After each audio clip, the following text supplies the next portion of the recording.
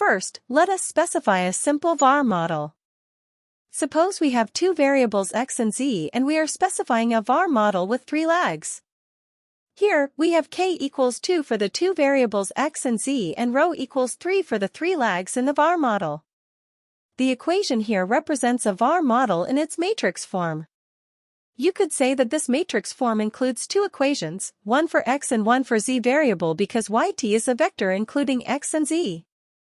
Similarly, yt-1 is also a vector which includes the first lag of x and z in the equation. Corresponding to this yt-1, we have the coefficients for the first lag. Here, gamma1, 1 and gamma1, 2 belong to the equation for x and these are the coefficients for xt-1 and zt-1 in the first equation. The coefficients gamma1, 3 and gamma1 4 belong to the equation for z. The same logic applies to the second and third lags in the equation. The vector upsilon contains the constants upsilon1 and upsilon2 for both the equations of x and z. Similarly, mu is a vector of error terms, which are called impulses or innovations in a VAR and VECM model. This is how we specify a simple VAR model.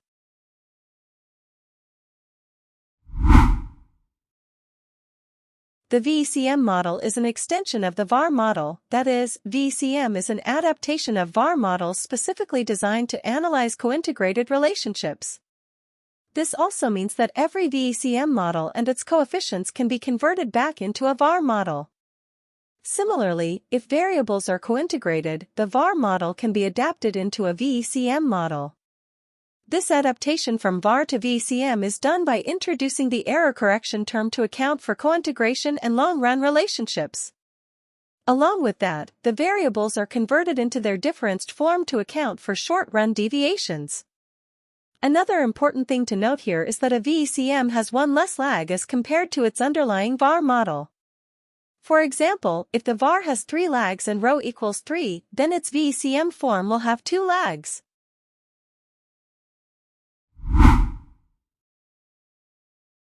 If the variables are cointegrated, the previous VAR model can be expressed in the form of a VECM. Since the earlier VAR model had 3 lags, its VECM formulation will have 2 lags of differences. Here the equation shows the specification of VECM in matrix form with 2 variables x and z. You can also see that the equation has 2 lags of differences, which is 1 less than its VAR formulation.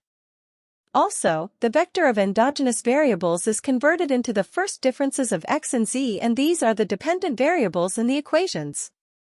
The 2 lags of differences, that is delta yt-1, delta yt-2 and their coefficients θ1 and θ2 represent the short-run impact of variables.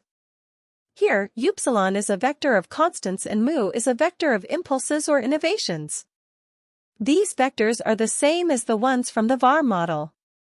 The matrix pi along with the vector yt-1 represents the long-run cointegrating relationship and also includes the adjustment coefficients.